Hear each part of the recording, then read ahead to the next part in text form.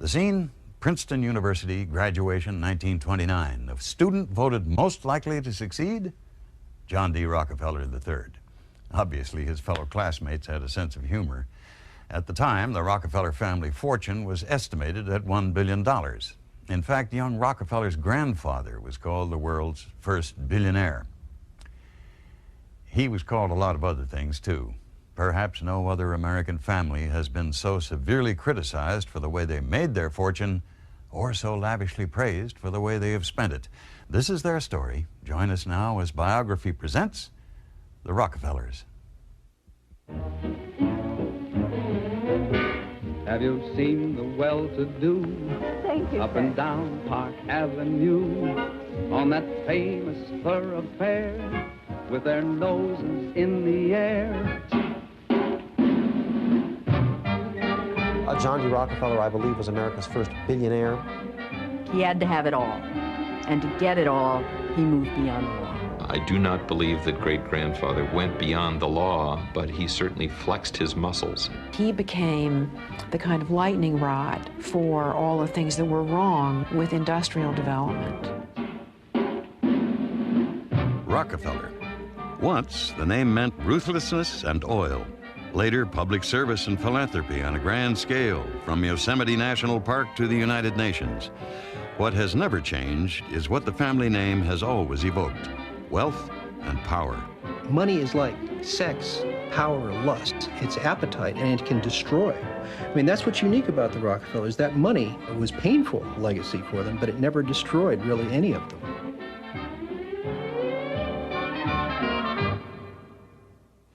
Oil. Instant, fantastic wealth. Black gold making millionaires out of paupers, the true American dream. But before 1859, getting at it was a problem. That's when Colonel Edwin Drake drilled a well in northwestern Pennsylvania and showed where it was and how to reach it. Since kerosene from the oil revolutionized the way America lit its houses, the nation was soon in the middle of a gigantic oil boom. The new chance for fortune made wildcatters of the most unlikely of men. With a little capital, anyone could strike it rich, and thousands tried.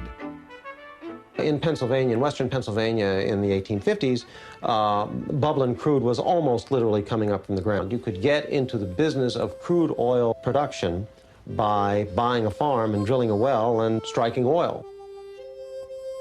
And it was a frontier life in the Pennsylvania oil towns, a rough and tumble existence in a land of mud and muck and mire. If oil promised the riches to bring a better life, its price was some of the hardest living conditions imaginable. There was nothing subtle about the towns that sprang up. They had names like Oil Creek and Pit Hole, which grew to 15,000 people in 2 months' time. The magazine The Nation said of Pit Hole, "It is safe to assert that there is more vile liquor drunk in this town than in any of its size in the world." An oil town was a very rowdy place to be from. It was dirty. Oil was flowing in the streets, also very muddy. There were planks for sidewalks. It was about as rough and uncomfortable an atmosphere as one can imagine. In spite of the hard life, the fortune seekers just kept pouring in. But as the oil from any deposit was drained, the land could go from priceless to worthless overnight. One Pit Hole farm sold for $2 million in 1865, and just 13 years later for $4.37. And oil prices fluctuated wildly because of the inevitable overproduction. Oil was everywhere. It was on the roads. It was slopping around. It was kind of in the air almost, and it was a kind of element that was just waiting to be controlled by somebody. The man who would impose that control and make himself a billionaire in the process was John Davison Rockefeller. He was born in this house in upstate New York in 1839. Eliza Davison, his mother, was a fiercely sober Baptist, determined to instill the values of order and piety in her children. Her husband, William Avery, was something else entirely. He was a small-time con artist with a variety of schemes to make money off his countrymen, including a treatment guaranteed to cure cancer. Not the least of his trickeries was his secret life as the husband of another woman, Margaret Livingston. Whether or not John ever knew just what his father was up to, he knew the devastating impact of his father's ways and was bent on being different. think that John D. Sr. was always reacting, till the last day of his 90-plus years, was reacting against his father. The father was wild, uncontrolled emotion to him. And John D. Rockefeller wanted to put lightning in a bottle. He wanted to control things. He wanted to rationalize them. It was John D's sense of order that produced Ledger A, his minutely detailed account of every penny spent in his childhood. Here was the money made, the money saved, and the money spent, including the 10% he always gave to the church. If religious piety could be brought to the secular world of accounting, it would look like Ledger A. The amounts of money that he was dealing with there were to be calculated in pennies and dimes. It was a very small amount of money. And the reason for doing this is that if you have to write it down and see it and you have to account for it, it helps you recognize the value of money. And so Ledger A was a kind of comprehensive sort of record of his inner life, except it has no thoughts, it has no emotions, it has figures. And that's kind of at the core, in a sense, of his character, the inner John D. It's a kind of a severe accountant's mentality.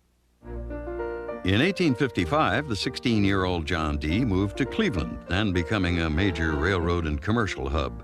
It was as an accountant that he began his professional life. When he went to Cleveland as a young man, his father told him that it really wasn't important for him to go to college. He wanted to go to college, and his father said, no, it would be much better if he went to a trade school, because then he'd learn something useful, where he could earn a living.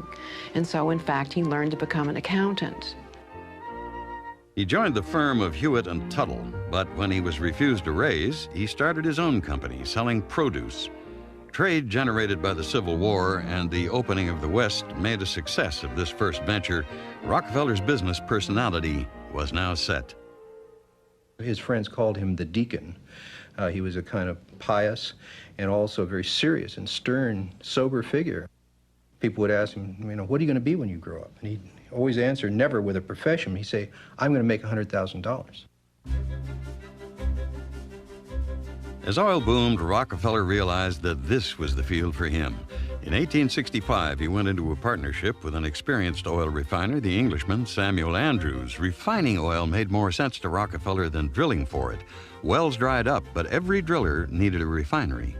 The amount of capital needed to go into the refining business in, say, 1862 was very small. I mean, you essentially set up a small still in your backyard and you were in the refining business.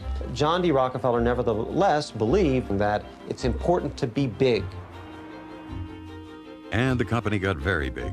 Rockefeller understood that the bigger the company, the cheaper its costs, the greater its profits. And he grew big through attention to detail. For example, to save money, the company began to make its own oil barrels. And then Rockefeller discovered a way to save even more. You can imagine the kind of efficiency that somebody who had done something with his life like Ledger A would bring to an enterprise. One of the things he did, he would go around and see the people soldering the oil barrels, and he found that they were putting 40 drops of solder in. And he said to one guy, he said, will you please try 38? And the guy tried it, it didn't work, but 39 did. 39 was perfect. Later on in his life, he would recall this, John D. Rockefeller, and he'd say, a fortune we saved, a fortune. What he was concerned with was not the fortune he made, but the fortune he saved. The company grew by buying up refineries. And the bottom line grew further through a range of oil byproducts. Rockefeller would see nothing of the refining process wasted. John D. Rockefeller formed Standard Oil in 1870, and from delivery to storage, wherever middlemen had operated before, Standard stepped in. Of course, as he put it, we made a fine crop of enemies by it too, but we made oil far lower in price than it had ever been before. By the late 1870s, John D. Rockefeller was a millionaire many times over. Rockefeller's most important deals were with the railroads that took his oil to market. He represented such a large volume of business that he was able to force them to pay rebates. From the beginning, John D. Rockefeller saw that he had a kind of common partner in the railroads. The railroads had an interest in this oil running smoothly, being produced and refined smoothly, so that it didn't come in dribs and drabs and unpredictably. And so he made an arrangement that would profit him and really help destroy the competition. And one of the things he got for himself were rebates. That is, for every barrel of oil shipped, he got a certain number of dollars back off the shipping fee because of the volume that he was shipping. And his competitors, these small competitors, didn't get that. And then he made a further step in the economics of strangulation in coming up with the railroads with this concept of the drawback. The drawback system was a kind of extortion. The railroads had to pay Rockefeller a percentage of the shipping fees his competitors were paying them. It was illegal, of course, but no railroad dared object. And what this obviously did is it made it more difficult for competitors to use the same railroad. It's a way not just of getting the best price yourself, but frustrating the competition. By the early 1880s, Standard Oil controlled 95% of the refining business. Rockefeller's reputation for being ruthless now spread as wide as his corporation. His business practices were legal, like swallowing up competitors, questionable, like spying on them, and illegal, like the drawbacks. And anyone with the guts to compete could count on a visit from Standard to discuss a buyout. He would have his people evaluate the worth of their properties, issue stock that matched his evaluation of what their properties are worth, and they could take it or leave it. So he would print a piece of paper that said, here's 100 shares of Standard Oil. You are now a junior partner in a company of which I am a senior partner. I may never declare a dividend, and you can't sell this to anybody. He did buy out, and in some cases force out of business other people. But when he did that, he would offer them either cash or Standard Oil stock. Did he give them any choice? Sure, you didn't have to take his stock, but if you didn't take his stock, your oil, he could show you, was going to cost more to refine than his because his was the biggest refinery in town. He said, I always offered them stock in Standard Oil. And if they turned that down, that was their mistake. And of course, technically, he was correct, because Standard Oil went on to be this, huge thing, and they would have all been millionaires. He created endless numbers of millionaires. But he didn't go to the other side of it, that is, if they didn't accept the stock, then he put them out of business. He just bought them out. In his private life, meanwhile, he had married the strong-willed Laura Spellman in 1864, and they'd had 3 daughters in quick succession. But it was their 4th child, John D. Jr., born in 1874, who Rockefeller hoped would one day take over the firm. Despite his Puritanism, Rockefeller bought a large home on Cleveland's fashionable Euclid Avenue. And he built a 700-acre country estate, Forest Hill, which he characteristically hoped would someday turn a profit as a hotel. He even surprised at least one business associate with a bill after a visit, but eventually accepted the notion of the nonprofit home. But he never lost his deep commitment to religion. He had been a trustee of the Euclid Avenue Baptist Church since the age of 18. Nor did Rockefeller ever see a conflict between his faith in God and his faith in monopoly capitalism. The good Lord gave me my money, he would say, and the future promised ever more benevolence from above. 26 Broadway, New York City. John D. Rockefeller moved his Standard Oil headquarters here in 1882 to be at the center of what was becoming a global enterprise. In time, it would become the most famous business address in the world. New York in the 1880s was a city of old money and new wealth. Society was dominated by the likes of the Astors and the Vanderbilts, but John D., worth over $250 million by the middle of the decade, lived as simply here as he had in Cleveland. He even took the elevated train to the office and joined none of the businessmen's clubs. Instead, the family enjoyed a quiet and pious home life at the modest townhouse they built on unfashionable 54th Street. Laura Spellman and John D. had in common a deep commitment to righteous behavior. Her family home had been a stop on the Underground Railway, and John himself had once paid for a black woman's freedom. There was a fierce sense of right and wrong in both my great-grandfather and my great-grandmother. It was not so much a matter of some kind of a public statement, of just a personal commitment, and probably not thought to be all that heroic, just something that you ought to do because it was right. One of the most remarkable things that grandfather did was to establish Spelman College, which is college for black women in Atlanta. And he did this back in the 1880s, before people were interested either in blacks or in women. They may have been interested in women in a different way, but not in the way that they are today. And now that his wealth was growing, he could express his righteousness by giving freely, and he poured millions into the Rockefeller Institute, making it one of the world's premier institutions of medical research. And in 1889, he donated $600,000 to endow the University of Chicago. Over the next 10 years, he would give $45 million to the school. Inevitably, his motives for such huge gifts were suspect. It was important for him to be righteous and to be seen to be righteous. I think that this was an attempt to control his fate, to make a bargain with the Lord. That if he did the right thing with his nickels and dimes and pennies, perhaps in the great beyond, the Lord would be good to him. Sometimes people have said that the only reason that he gave lots of money away was because he was trying to atone for what he had done in earning a lot of money through Standard Oil.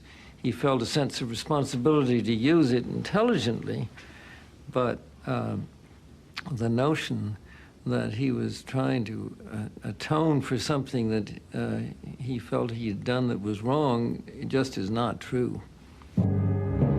As it happened, it really didn't matter how much money he gave away. His nearly total control of the vital oil industry made him the perfect embodiment of capitalism gone mad. There was scarcely any disagreeable creature with which Rockefeller was not compared in the political cartoons of the era. Everybody thought that John D. Rockefeller was impervious to this criticism he was taking. I mean, he was the most hated man in America, certainly, perhaps the most hated man in the world. His name was synonymous with ruthlessness. And it was assumed that he was just kind of this steely facade. But inside, of course, it was taking its toll. He suffered digestive problems, and in 1901 he contracted alopecia, a total loss of body hair that can be congenital or a nervous disorder.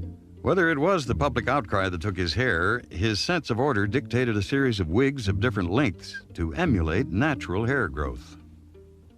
If Rockefeller was already the object of vilification, Ida Tarbell only made matters worse. In articles for McClure's magazine that began in 1902, the noted muckraker depicted his company's tactics as cutthroat and his character as a portrait in greed. But America needed little convincing that the power of men like Rockefeller was way out of hand.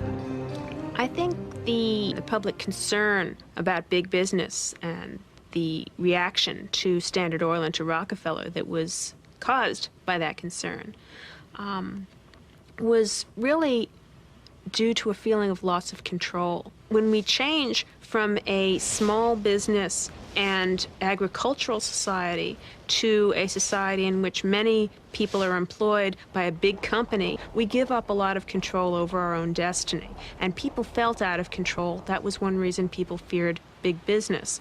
So I think that that concern is part of what made people so angry at Rockefeller. The president, Teddy Roosevelt, was the point man in the effort to bring Rockefeller down. In spite of his own privileged upbringing, Roosevelt was an enemy of the big business trusts. He knew the nation was more than ready to rein them in, and so he decided to go after one of the biggest of them all, Standard Oil, and its director, John D. Rockefeller. He became the kind of lightning rod for all the things that were wrong with industrial development. In 1909, the Supreme Court turned to the Sherman Antitrust Act to bring Standard Oil down. Breaking up so enormous a company so pervasive in American life would be a monumental task. I think that at the time, the Standard Oil decision was viewed as a real blow to Standard Oil and a victory for the public.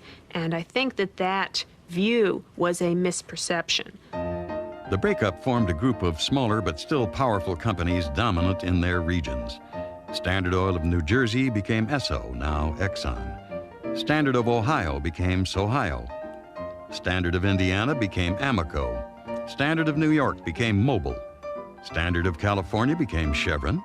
And Continental Oil became Conoco.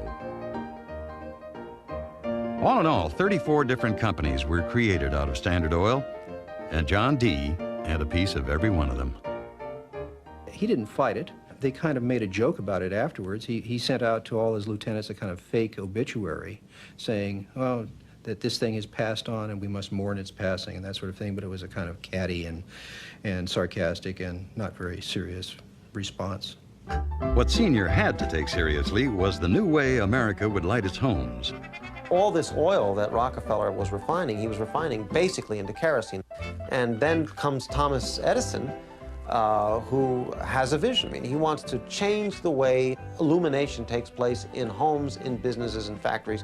And he succeeds in doing this by coming up with the electric light. And really, just by luck, the dominant design in auto manufacture at the turn of the century turns out to be the internal combustion engine.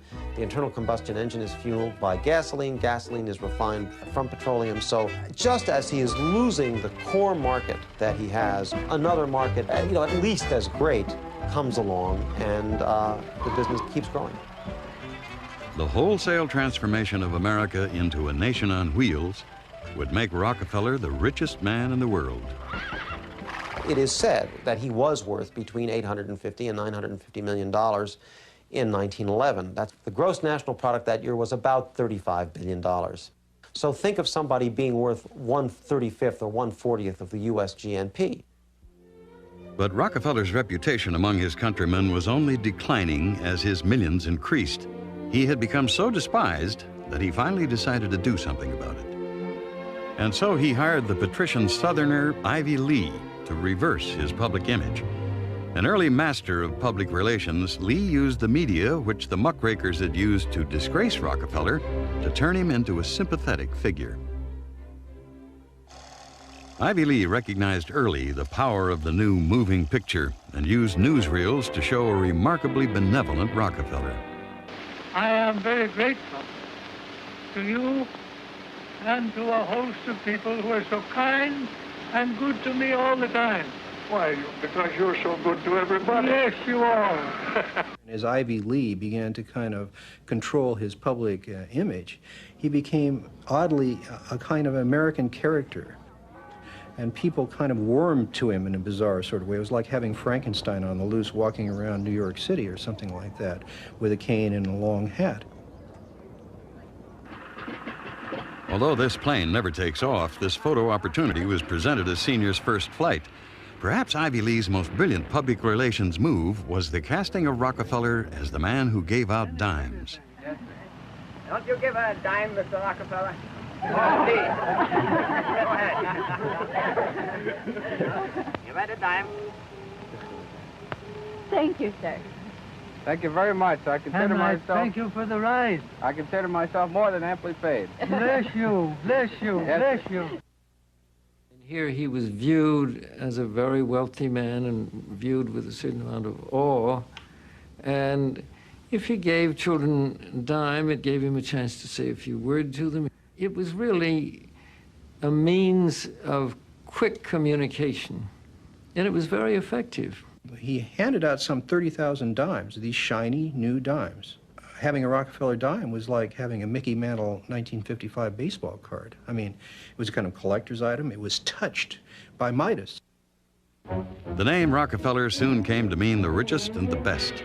To all the world, this austere Baptist was now a society swell. Now if you're blue and you don't know where to go to, why don't you go where fashion sits? Putting on the Ritz. Different types who wear a day coat, pants with stripes and cutaway coat, perfect fits. Putting on the Ritz. Dressed up like $1 million trooper, trying hard to look like Gary Cooper. Super duper, come let's mix where Rockefellers walk with sticks or umbrellas in their mitts. Putting on the Ritz. He devoted his final years to his golf game and handed over his business affairs to his son, John Jr. But if only in his later years John D. Sr. set out to change his reputation, his son would make the polishing of the Rockefeller name his life's work. John Davison Rockefeller Jr. was born in Cleveland on January 29, 1874. His childhood was one of wealth and loneliness. His only playmates were the gatekeeper's son and his three sisters, who referred to him as the Crown Prince. And in spite of his privileges, his father's deep piety dictated for the shy boy a life of relative austerity. In childhood, the boy gained from his father a lifelong love of nature, but in most ways, he was his mother Laura's son. He had her virtues, you know, extremely pious, extremely religious, extremely conscious about criticism, and very much a kind of psychologically frail creature. Father was brought up in very strict Baptist atmosphere and was not allowed to do anything on Sunday except read the Bible and take a walk and go to church. John D. Sr. insisted that his son learn thriftiness at a young age, and so required him to keep a ledger, just like the one he himself had kept so many years before. Junior's intricate log detailed every penny earned, spent, or given away. Some of the small transactions now seem laughable when measured against the monumental wealth of the family. Junior could have attended Yale, but he thought the crowd there a little fast, so instead he went to Brown.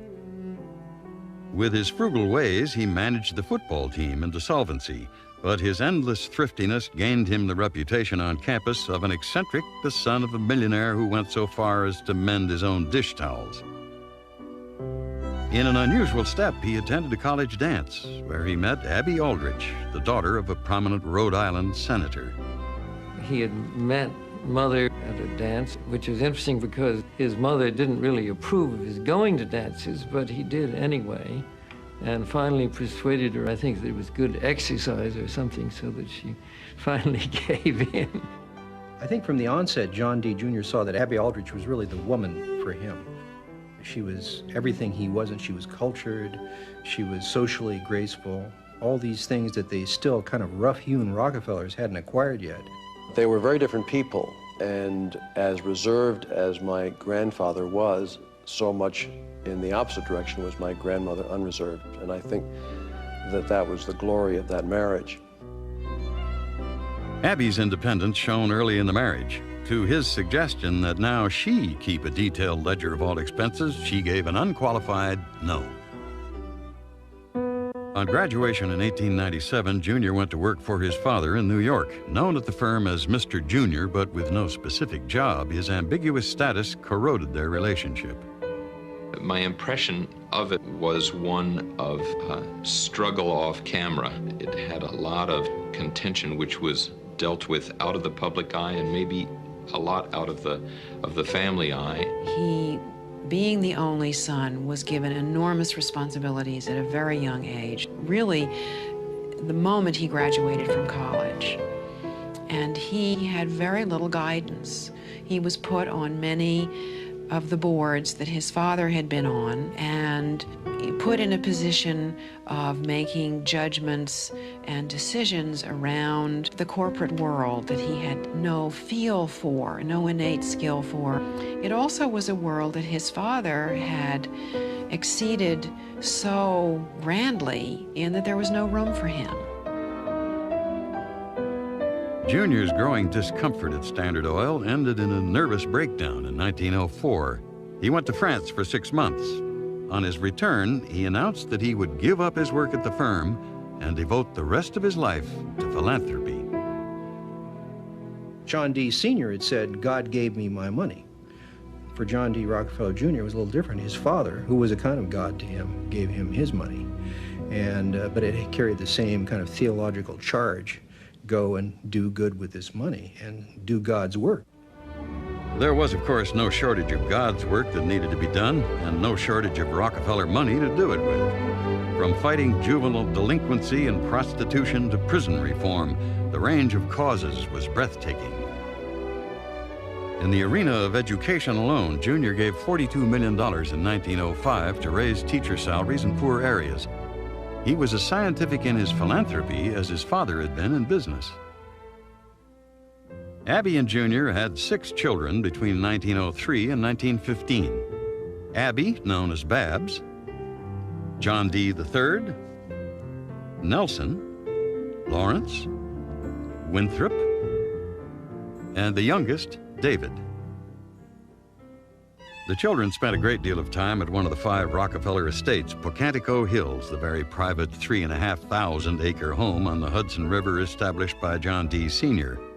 From Georgian manor house to manicured gardens, Pocantico was a 3-dimensional expression of the quiet opulence that characterized the family. To one observer, it was an example of what God could have done if only he'd had the money. We have on the place at Pocantico something that's called a playhouse. It was built by my parents for my generation. I think the term playhouse, if you see it, is surprising to most people because it's very big. It is in the playhouse, built for the Rockefeller children, that one finds the swimming pool, the bowling alley, and the fireplace overlooking the indoor tennis court. Such symbols of wealth did not, however, make the children's upbringing any less strict and pious than that of their father. My grandfather and my grandmother were very good parents, but particularly my grandfather was a very stern parent. They passed on very Baptist values. Prayers in the morning, prayers at lunch, prayers at night. As if in some grand duchy of old, the Rockefeller children lived in virtual seclusion from the outside world, unaware of public perceptions of the family. When young Nelson was sailing his toy boat one day, a boy reportedly asked him, "Where is your yacht?" "What do you think I am?" he replied, "a Vanderbilt?" When Junior had wanted to free himself of the ugly life of the business world, he could find no better place to do it than Pocantico. The cosseted life here made the rest of the world seem unreal. But before long, the outside world impinged on this sanctuary noisily and irrevocably.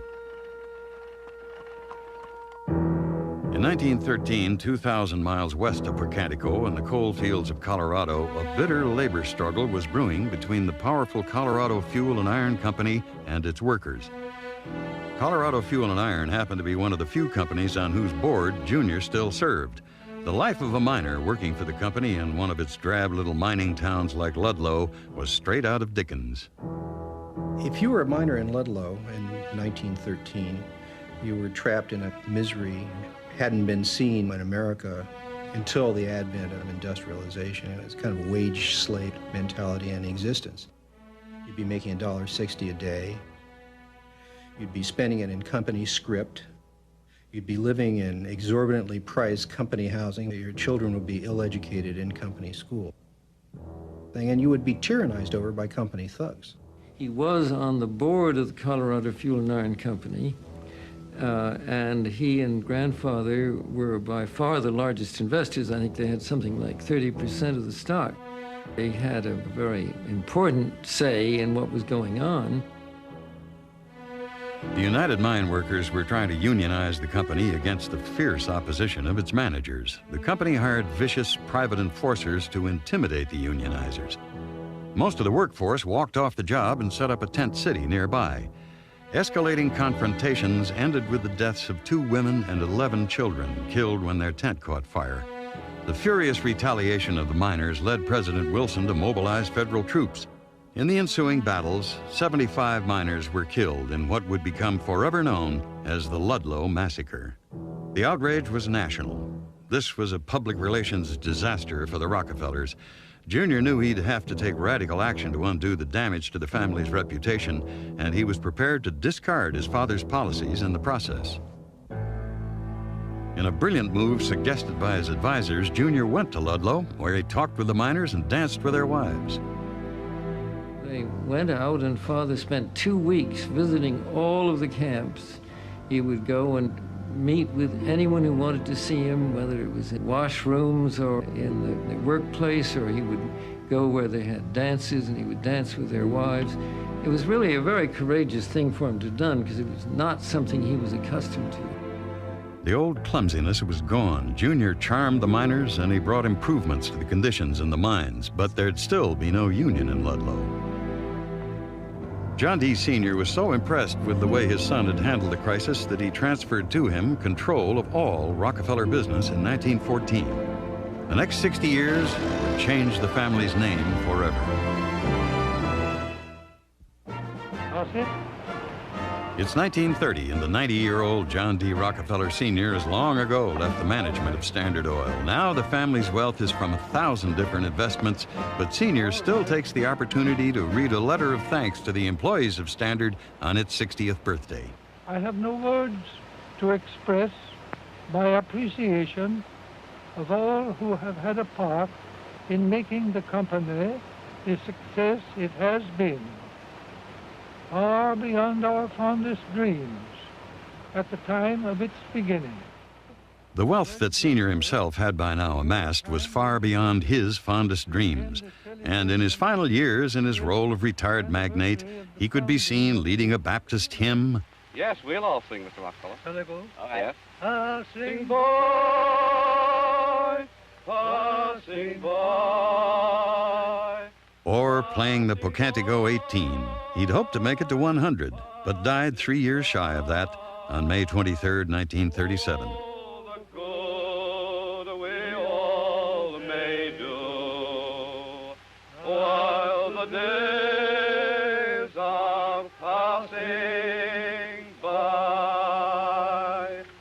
That's fine. You're a good song leader, Mr. Rockefeller. That's good.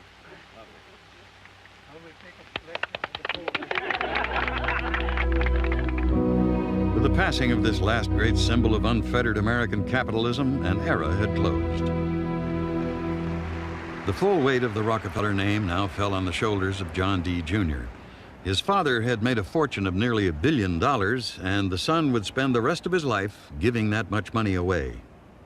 My grandfather finally decided to become the person who would translate the making of money into the giving of money. And I think he felt a responsibility to make sure that not just his father's name, but that the family name be seen in context. I think he wanted to be right with the public. And I think he got right with the public. One enormous contribution was in conservation, a field he long loved. He bought up the entire Jackson Hole Valley of Wyoming and donated it to the new National Park Service. For Junior, giving back to the nation that had been so good to him was a fundamental principle. Without certain principles, life has little meaning. I believe that every right implies a responsibility, every opportunity an obligation. Saving the redwoods of California was another of the conservation projects he undertook after 1924. He purchased in whole or in part Acadia National Park, Great Smoky Mountains National Park, Yosemite, and Yellowstone National Park.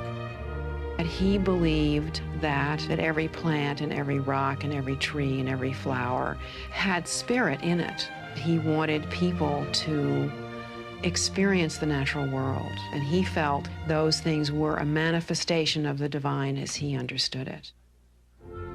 And at the height of the Depression, he began a project back in New York that was wildly out of step with the battered economy, Rockefeller Center.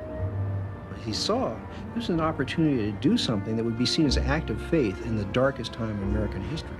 And indeed, Rockefeller Center is saying America is going to revive, America is going to dominate, America is going to prevail. We are all determined that our economic machine shall work.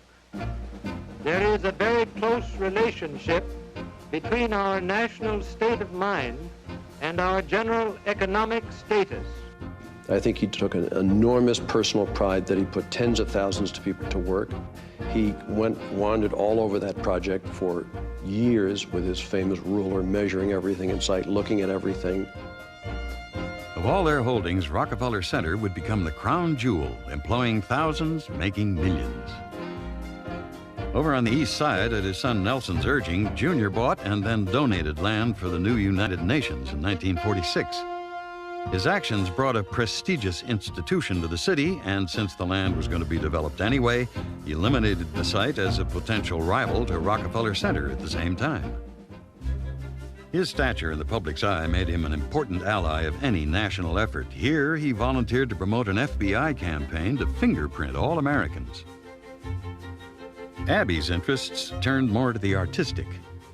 They were very, very distinct, both in their personalities and the things that they cared about. Grandmother cared passionately about modern art, and grandfather could have done without it. she just went out to his absolute horror and started something called the Museum of Modern Art with a couple of other very rich ladies. It became known in the family as Mother's Museum, and in spite of his reservations, Junior eventually contributed millions of dollars toward its support. But the project he adored above all others was the restoration of the small town in Virginia that became colonial Williamsburg. Williamsburg was an act of pure love on his part, to be able to take a part of our history and restore it and make it available to the American people.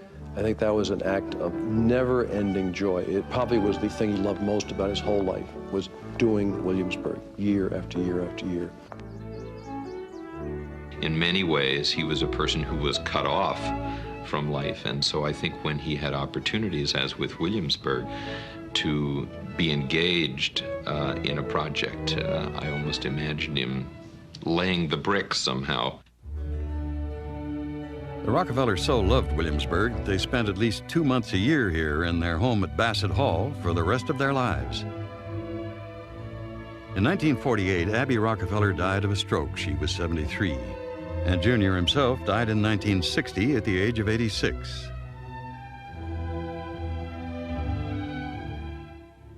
The death of John D. Rockefeller, Jr. at Tucson, Arizona, brings a life of wise philanthropy to an end. The extraordinary philanthropist. That's how the press and public remembered him at his passing. It was proof that in the 42 years since the Ludlow massacre, he had made the transformation of the Rockefeller name complete.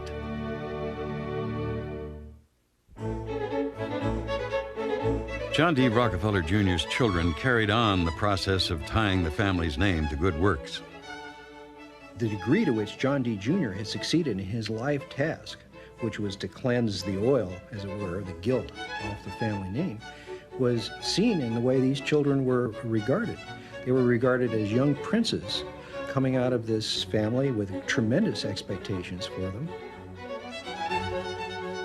Eldest child Abby continued her mother's work with the Museum of Modern Art and became a major funder of cancer research. The oldest son, John D. III, devoted his life to the issue of population control, started the Asia Society, and created Lincoln Center for the Performing Arts in New York City. Nelson became a 4-term governor of New York, ran for president, and served as vice president of the United States.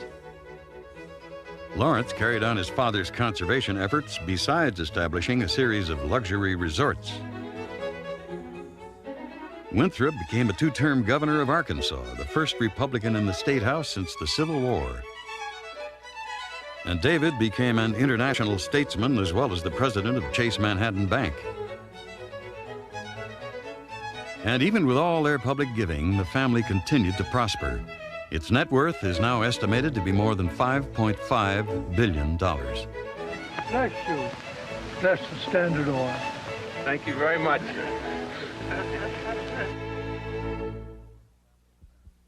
No other family in America has come close to establishing the fame, power, and influence of the Rockefellers. They exemplify the American dream, the idea that anyone can start with nothing and build a great fortune. And they've shown their gratitude by giving much of that fortune back to the country that made it all possible. Their generosity has left an indelible mark on the American landscape.